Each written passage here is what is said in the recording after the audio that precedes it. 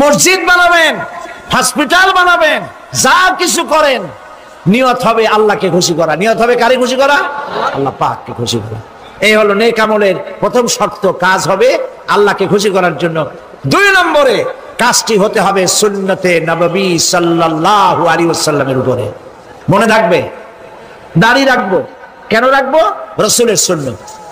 রাখবো কারে খুশি করার জন্য? আল্লাহ খুশি করার জন্য। রাখবো কার মতো? রবীন্দ্রনাথের মতো, কার্ল মার্কসের মতো, কবির মতো নয়। রাখতে হবে কার মতো? নবীর মতো। বুঝে নেন, কাজটা হতে হবে আল্লাহকে খুশি করার জন্য। 2 নম্বরে কাজটা হতে হবে সুন্নতে নববী সাল্লাল্লাহু আলাইহি ওয়াসাল্লামের উপরে হতে হবে। তাহলে এই হলো 1 নম্বর। জান্নাতে যাওয়ার জন্য, আল্লাহর সাথে দেখা করার জন্য 1 নম্বরের কাজ হলো নেক আমল। বলেন 1 নম্বরের কাজ কি? 2 নম্বরের কাজ ওয়ালা ইউশরিক বিইবাদাতি রাব্বিহি আহাদা। আল্লাহ রাব্বুল আলামিনের ইবাদতের সাথে কাউকে শরীক স্থাপন করা যাবে না। আমরা যারা মুসলমান, অধিকাংশ মুসলমান শিরকের ভিতরে মুবতালা হয়ে আছে। বিশ্বাস করেন কিনা বলেন? এই জন্য আমি বারবার সতর্ক করি, নিজেকেও করি, আপনাদেরকেও করি। এই কারণে করি, শিরকের গুনাহ আল্লাহ মাফ করবেন না। ইন্না শিরকা লাযুলমুন আযীম। শিরক মস্ত বড় অপরাধ, জুলম, আল্লাহ মাফ করবেন না। আল্লাহর কাছে কান্দে কান্দে মাপ চাওয়া লাগবে যে আল্লাহ শিরক থেকে আমাকে রক্ষা করো, বাঁচাও। অনেক গোপন শিরক আছে।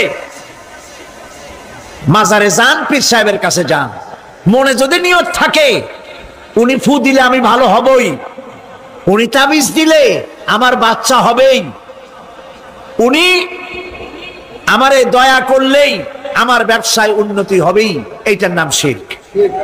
এটার নাম কি? ওয়াইজা সাআলতা ফাসআলিল্লাহ ওয়াইজা ইসতাআনতা ফাসতাইন বিল্লাহ। যা বলার আল্লাহরে বলো, আর যা চাওয়ার কার কাছে চাও? চিল্লায় বলেন। কলিজাটাকে পরিষ্কার করে যান আজকের মাহফিলে। এই কলিজায় কারো প্রতি কোনো ভয় রাখবো না আল্লাহ ছাড়া। ভয় করবো কারে বলেন? মহব্বত আল্লাহ ছাড়া, এত বেশি মহব্বত আর কাউকে করব না। আল্লাহ তাআলা আমাদের কলিজায় তোমার ভয় এবং মহব্বত দিয়ে ভরে দাও। রাসূলের মহব্বত দিয়ে আমাদের দিলকে ভরে দাও।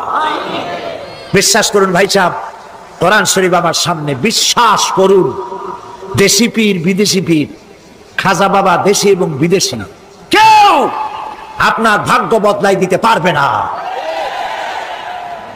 এই পিছনে দৌড়ায় দৌড়ায় কোনো লাভ নয়।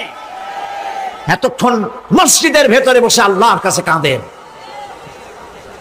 ওয়াকালা রাব্বুকুম উদউনি আস্তাজিব লাকুম।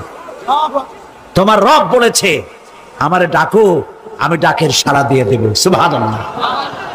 আর আল্লাহ বলেছেন আমার ইবাদতের সাথে কাউকে শরীক করবে না। খবরদার। আলাইসাল্লাহু বিকাফিন আবদা।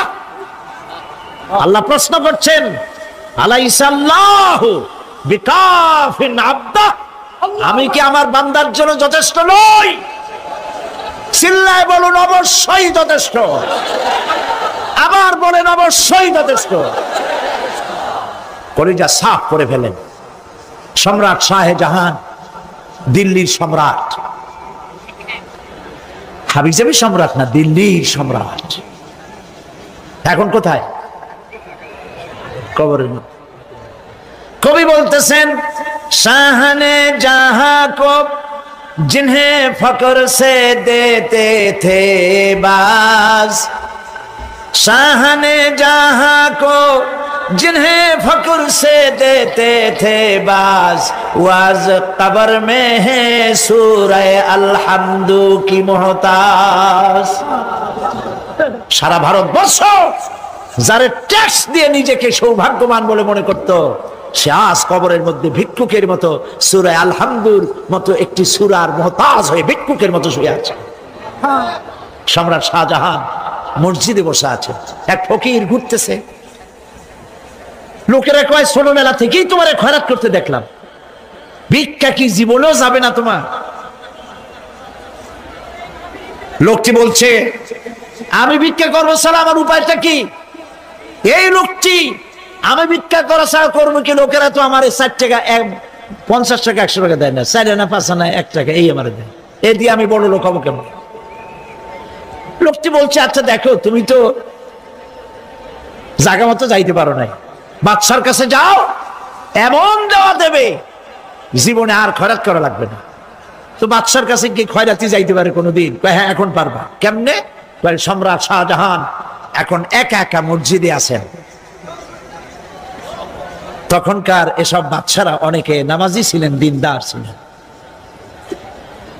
ফকির দরজার কাছে দাঁড়াইয়া দেখতে পাচ্ছে কেউ নাই, দেহরক্ষীরা দূরে দূরে দাঁড়ানো। বাদশাহ মসজিদের ভেতরে বসে হাত তুলে ঝুলতেছে আর কাঁদতেছে, চোখের পানি দিয়া দাঁড়িয়ে ভিজে ভিজে পড়ছে। এই দৃশ্য অনেকক্ষণ দেখলো ফকির। কিছুক্ষণ পর সম্রাট শাহজাহান মসজিদ থেকে বেরিয়ে আসছে। ফকির বলছে আসসালামু আলাইকুম হুজুর। তিনি বললেন ওয়ালাইকুম আসসালাম, চলে গেল। বাদশা বলল আমার কাছে তো কেউ আইসে কিছু না চাইয়া তো যায় না, এর দেখলাম খয়রাতির মতো কিছু চাইলো না, বেটা ভয় করলো নাকি? হ্যাঁ মেয়ে এদিকে আসো। আসছে। ভয় পাইছো? কয় না ভয় পাইনি। তো কিছু যে চাইলে না?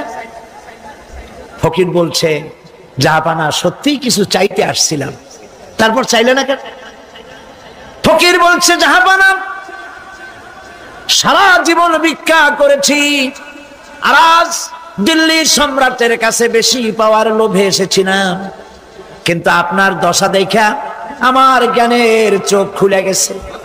আমি লক্ষ্য করে দেখলাম আমি সম্রাটের কাছে চাইতে এসেছি, হাত তুলি নাই, বিনয় প্রকাশ করি নাই, চোখের পানি ফেলি নাই, কিন্তু লক্ষ্য করে দেখলাম দিল্লির সম্রাট আমার চাইতেও বড় ভিক্ষুকের মতো আবার কোন সম্রাটের কাছে হাত তুলে কান্দে। আমার জ্ঞানের চোখ খুলে গিয়েছে, আমি বুঝতে পেরেছি সম্রাট কান্দে যেই সম্রাটের কাছে, তারে ছাড়া আর কারো কাছে জীবনে চাইব না। এই কথাই সূরা ফাতিহায় প্রত্যেক দিন পড়ি, বুঝি না কি পড়ি।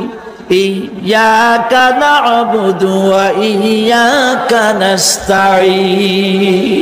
আয় আল্লাহ, একমাত্র তোমার গোলামি করি আর তোমার কাছে সাহায্য চাই, তুমি ছাড়া কারো কাছে সাহায্য চাই না। কলিজা সাফ করুন, কোন মরা পীর, কোন জিন্দা পীর আপনার মনের আশা পুরা করতে পারবে না, পারবে না, পারবে না।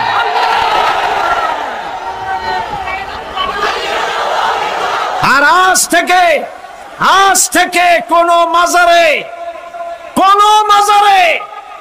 টাকা দিবেন না, পয়সা দিবেন না, আগরবাতি দিবেন না, মোমবাতি দিবেন না, গোলাপ পানি দিবেন না। কারা কারা দিবেন না হাত উঁচু করে দেখা।